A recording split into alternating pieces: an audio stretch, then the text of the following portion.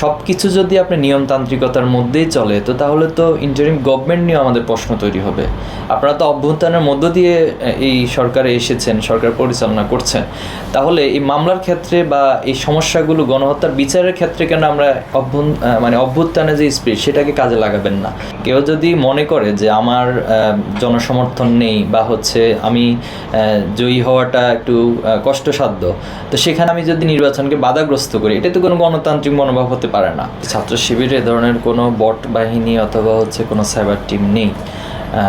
তো এটা যারা অভিযোগ করেন তারা তাদের জায়গা থেকে নিজের দোষ ঢাকার জন্য অথবা নিজেদের অপকর্মগুলোকে আরেকজনের উপর চাপিয়ে দেওয়ার জন্য মূলত এই ধরনের অভিযোগ করেন। এটার সাথে ছাত্র শিবিরের কোনো সম্পর্ক নেই। বিভিন্ন মহল থেকে বলা হচ্ছে, আজকে দেখলাম যে বিভিন্ন পলিটিশিয়ান যারা আছেন ওনারা আহ্বান করছে এগুলোতে না জানার জন্য। এই সমস্যাটা আসলে দীর্ঘদিন ধরে এবং এটা একটা লেগেসির মতো করে সমস্যাটা দীর্ঘায়িত হচ্ছে এবং যারা এই দুইটা কলেজে, ঢাকা কলেজ, সিটি কলেজ, তাদের মধ্যে একটা মনস্তাত্ত্বিক দূরত্ব কাজ করে। তো আমরা খুব স্বাভাবিকভাবেই তাদের কাছে বলবো এবং অনুরোধ করব যে এটা নিয়ে যদি দুটি কর্তৃপক্ষ বসা যায়, শিক্ষকদের পক্ষ থেকে একটা গ্রুপ এবং শিক্ষার্থীদের পক্ষ থেকে একটি গ্রুপ, এবং কী বিষয় নিয়ে আসলে সমস্যাগুলো তৈরি হয়, যদি এটা অভিভাবকের জায়গা থেকে শিক্ষকরা সমাধান করেন এবং শিক্ষার্থীরাও একটু উদার মানসিকতা পোষণ করেন, তাহলে আশা করি এই সমস্যাটার স্থায়ী সমাধান সম্ভব। এক্ষেত্রে ছাত্র শিবিরের পক্ষ থেকে শিক্ষার্থী বা শিক্ষকরা যদি কোনো সহযোগিতা চায়, আমরা অবশ্যই সমঝোতার ক্ষেত্রে সর্বোচ্চ সহযোগিতা করতে রাজি আছি। ইয়াতে উল্লেখ করেছি যে ছাত্র শিবিরের সহ এই 15 বছরে ফ্যাসিস্টরা যত ধরনের মামলা করেছে, আমরা সব মামলাগুলো কিন্তু অ্যাড্রেস করেছি। তো সে জায়গা থেকে যারাই, শুধু সাংবাদিক না, সাংবাদিকরা সহ যারাই মামলা শিকার হয়েছেন, নির্যাতনের শিকার হয়েছেন, সবার মামলাগুলোকে কার্যত যেন নিষ্পত্তি করা হয়, আমরা সেই দাবি জানাচ্ছি। জামাত ইসলামের ইফতার প্রোগ্রাম ছিল, সেখানে আপনারা জানেন যে রাজনীতিবিদ, এরপর হচ্ছে বিভিন্ন ছাত্র সংগঠন নেতৃবৃন্দ ছিল, বিশিষ্ট পেশাজীবী যারা সাংবাদিক থেকে শুরু করে সকল পেশাজীবীরা সেখানে ছিল। তা আমাদেরকেও সেখানে জামাত আমন্ত্রণ জানিয়েছিল, আমরাও সেখানে মূলত আমন্ত্রিত মেহমান হিসেবে গিয়েছি। তো যাওয়ার পর স্বাভাবিকভাবে একটা সামাজিক অনুষ্ঠানে সবাই সবার সাথে কৌশলাদি বিনিময় করেন। তা আমি এখানে আসলে সবাই সাথে ইতিপূর্বে দেখা হয়নি, এরকম অনেক রয়েছে। তো সন্তোষ শর্মা, ওনার সাথে আমার ইতিপূর্বে কখনোই দেখা হয় নাই এবং ফোনেও কোনোদিন আমার সাথে কথা হয়নি। তো সেখানে সবার সাথে সাক্ষাৎ করছি, তারই একটা সার্কেলিং করতে করতে সাংবাদিকদের টেবিলে তিনিও ছিলেন, সেখানে আমি আরও অনেক সাংবাদিকদের সাথে করমর্দন করেছি। তো এ ধারায় তিনিও সেখানে দাঁড়িয়ে আমার সাথে হারিয়েছেন, বাট আমি ওনাকে চিনতামও না। আর স্বাভাবিকভাবে হচ্ছে এটা আমার সৌজন্যতার জায়গা থেকে আমি করমর্দন করা। তো আসলে এটাকে নিয়ে যদি এখন একটা পক্ষ, আমরা এখানে যেটা মনে হচ্ছে আর কি, একটি পক্ষ ছাত্র শিবিরকে হেয় প্রতিপন্ন করার জন্য বা এই কাজগুলো করছেন, তো আমি তাদের প্রতি অনুরোধ জানাবো আর কি, যে কোনো একটা বিষয়কে একটু যাচাই বাছাই করা, বা হচ্ছে যদি কোনো বিষয়ে সংশ্লিষ্ট ব্যক্তির বক্তব্যের প্রয়োজন হয়, সেটা আমাদেরকে সরাসরি নক দিতে পারতেন যে আসলে কি হয়েছে বিষয়টি। তো এজন্য আমি আবারও বলছি, কেউ যদি এই বিষয়টার কারণে কষ্ট পেয়ে থাকেন, দুঃখ প্রকাশ করছি, বাট এই ছিল মূলত বিষয়টি। প্রথমত বলবো আসলে তারা বোকামি করছেন, কারণ যে নেত্রী তাদেরকে এই দেশে এত একটা বিপদের মুখে রেখে চলে গিয়েছেন, সেই নেত্রীর জন্য তারা আবার জীবন বাজি রেখে এতটা রিস্ক জোনে যাচ্ছেন। তো নিঃসন্দেহে এটা কোনো বোকা মানুষ ছাড়া কেউ করতে পারে না, আমি এটা প্রথম মন্তব্য করব। সেকেন্ড হচ্ছে, দেশের আইন শৃঙ্খলা বাহিনী এবং প্রশাসন রয়েছে, নিঃসন্দেহে তারা গণহত্যার সাথে জড়িত ছিল, এটি তো প্রমাণিত, এটি আমরা চাক্ষুষ দেখেছি, মিডিয়ার মাধ্যমে দেখেছি, এবং বাংলাদেশের আপামর মানুষ তো এই গণঅভ্যুত্থান হয়েছে মূলত তাদের গণহত্যার কারণে। এই গণহত্যাকারী একটি দল বা সংগঠন আবার বাংলাদেশে এভাবে করে রিফর্ম করবেন, তারা আবার এখানে পুনর্বাসিত হবেন, তারা এখানে আবার এ ধরনের মিছিল করবেন, এটা নিঃসন্দেহে বাংলাদেশের মানুষ মেনে নেবে না। তো এটি তাদেরকে সতর্ক হওয়া উচিত, সচেতন হওয়া উচিত, নতুবা তাদের পরিণতির জন্য তারাই দায়ী থাকবে। বুয়েটের তো ছাত্রদের একটা আন্দোলন দীর্ঘদিন চলছে, আর এর প্রেক্ষাপটটা তৈরি হয়েছে মূলত ছাত্রদের ভিতরে কিছু ভুল বোঝাবুঝি হয়েছিল, পরবর্তীতে সেখানে বহিরাগত সন্ত্রাসীরা এসে শিক্ষার্থীদের উপর হামলা চালায়। তো সেই সন্ত্রাসীরা কারা ছিল সেটাও মিডিয়ার মাধ্যমে আমরা দেখেছি, সবাই দেখেছে। পাশাপাশি একটা দল থেকে সেটা স্বীকৃতিও দেওয়া হয়েছিল যে তাদের দোষ স্বীকার করে নিয়েছিল। কিন্তু দুঃখজনক হলো যে বিশ্ববিদ্যালয়ের প্রশাসন বা স্থানীয় প্রশাসন তারা এই চিহ্নিত যারা অপরাধী ছিল তাদেরকে গ্রেপ্তার বা তাদের বিষয়ে আইনানুগ ব্যবস্থা নেওয়া, সেটা দৃশ্যমান কোনো অগ্রগতি হয়নি। এই কারণে শিক্ষার্থীরা সংক্ষুব্ধ হয়েছিল অনেক বেশি। পাশাপাশি কুয়েটের মতো একটা গুরুত্বপূর্ণ শিক্ষা প্রতিষ্ঠান, সেখানে প্রায় 2 মাসের বেশি সময় ধরে শিক্ষা কার্যক্রম বন্ধ। তো 5ই আগস্ট পরবর্তী বাংলাদেশে আসলে শিক্ষা কার্যক্রমের যদি এই অবস্থা হয়, তাহলে এটা নিঃসন্দেহে আমাদের জন্য ভালো কিছু দেয় না। তো সেখানে আমরা দেখেছি বিসির পদত্যাগের বিষয়টা ছিল শিক্ষার্থীদের একটা বড় দাবি, এবং বারবার এই দাবি করে আসার পরেও ভিসি অনেকটা স্বৈরতান্ত্রিক মনোভাব বা ওনার ফ্যাসিবাদী একটা আচরণের বহিঃপ্রকাশ আমরা দেখেছি যে তিনি কোনোভাবেই পদত্যাগ করবেন না।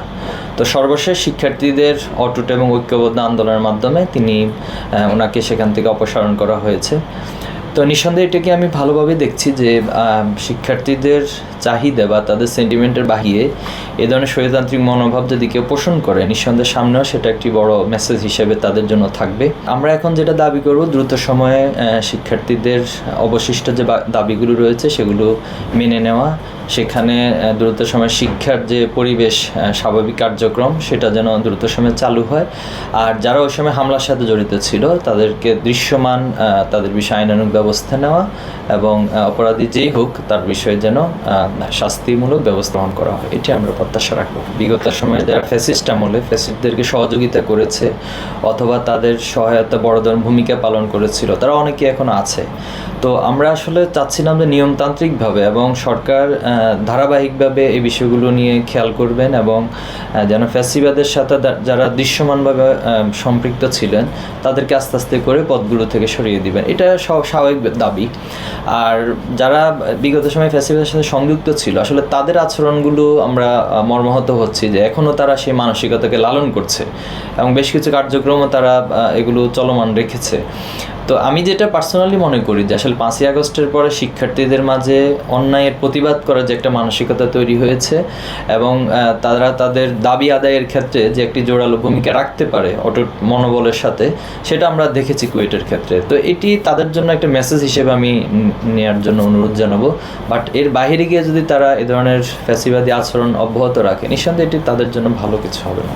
কেউ যদি মনে করে যে আমার জনসমর্থন নেই বা হচ্ছে আমি জয়ী হওয়াটা একটু কষ্টসাধ্য, তো সেখানে আমি যদি নির্বাচনকে বাধাগ্রস্ত করি, এটা তো কোনো গণতান্ত্রিক মনোভাব হতে পারে না। তো আমরা তাদেরকেও বলবো যে 5ই আগস্টের যে স্পিরিট, জুলাই আগস্টের স্পিরিটটাকে লালন করে আপনারা ছাত্র বান্ধব হওয়ার চেষ্টা করুন, ছাত্রদের সাথে মেশার চেষ্টা করুন, ছাত্রদের মনোযোগ আকর্ষণ করে তাদের জনসমর্থন আদায়ের চেষ্টা করুন, তাহলে আশা করি সব কিছু স্বাভাবিক হবে। ছাত্র শিবিরের জায়গা থেকে আমরা আগেও বলেছি, এখনও বলছি, যত দ্রুত সম্ভব একটি রোডম্যাপ এবং তারিখ ঘোষণার জন্য আমরা সকল বিশ্ববিদ্যালয় কর্তৃপক্ষের কাছে আহ্বান জানাই। বিশ্ববিদ্যালয় কর্তৃপক্ষ যদি তার সামর্থ্য রাখে, আমরা বলবো যে আগামী মাসেই নির্বাচনটা হয়ে যেতে পারে। তবে ওনারা যদি প্রস্তুতির জন্য মনে করেন যে আরও 1 মাস 2 মাস 3 মাস প্রয়োজন, সেটা অবশ্যই নিতে পারেন। তবে এর চেয়ে বেশি সময়টা আমি মনে করি না যে বিশ্ববিদ্যালয় ছাত্র সংসদ নির্বাচনের জন্য প্রয়োজন। এখানে বৈষম্য বিরোধী বা কোন দল করেছে এটা মূল বিষয় না। আমরা মনে করি যে অপরাধ করুক, সে যে দলেরই হোক, তার অবশ্যই শাস্তিমূলক ব্যবস্থা নেওয়া উচিত। আর বৈষম্য বিরোধী প্ল্যাটফর্মটি মূলত একটি প্রেক্ষাপটে তৈরি হয়েছিল, যখন 5ই আগস্টের যে আন্দোলন বা জুলাই আগস্টের আন্দোলনের প্রেক্ষিতে, যেহেতু এখানে কোনো দল বা একক কোনো ব্যক্তির কৃতিত্ব ছিল না, ওই সময় এটা সবার আলাপ আলোচনার মধ্য দিয়ে এই প্ল্যাটফর্মটি গঠন করা হয়েছিল, এবং সেখান থেকে আমরা দেখেছি চমৎকার একটা রেজাল্ট এসেছে। কিন্তু পরবর্তীতে বৈষম্য বিরোধীর এই প্ল্যাটফর্মকে অথবা এই ব্যানারকে কাজে লাগিয়ে অনেকে বিভিন্ন অপকর্মের সাথে সম্পৃক্ত হচ্ছেন। তো এটা নিয়ে আমার অভিব্যক্তি হবে যে যদি ওই সময় আমরা যারা শুরুটা করেছিলাম তারা যদি আবার এক টেবিলে বসা যায়, আমরা এটা আহ্বান জানাবো বসার জন্য, বসে বৈষম্য বিরোধী প্ল্যাটফর্মের ভবিষ্যৎটা কী হবে এটা সম্মিলিতভাবে সিদ্ধান্তটা হওয়া উচিত। 5ই আগস্টের পরে গণহত্যার বিচার চেয়ে বেশ কিছু কর্মসূচি করেছি, ঢাকায় করেছি, বিভাগীয় শহরগুলোতে করেছি, জেলায় করেছি।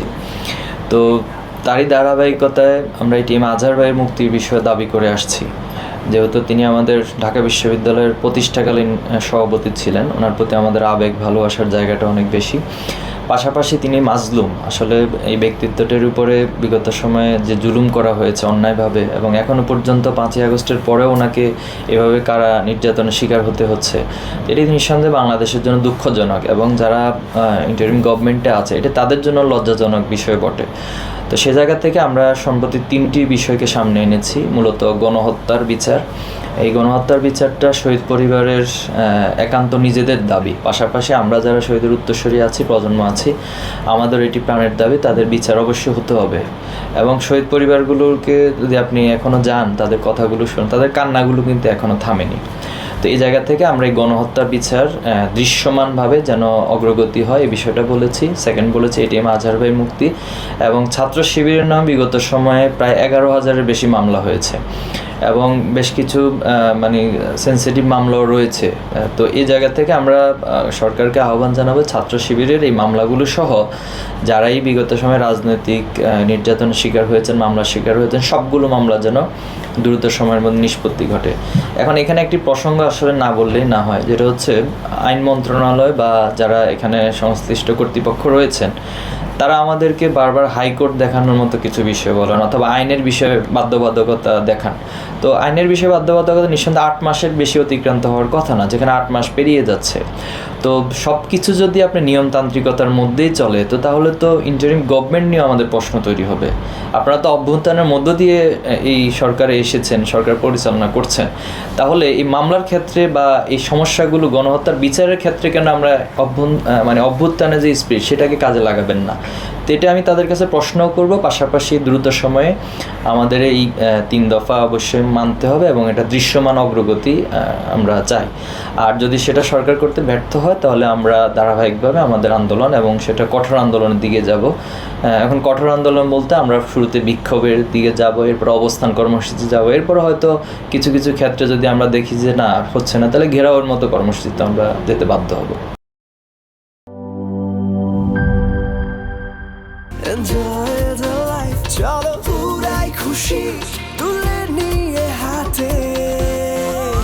Cheer up, oh oh, cheer up, oh oh, cheer up, oh oh, cheer up. চিল হবে রিফ্রেশিং মুডে। চিয়ার আপ, চলো উড়াই খুশি।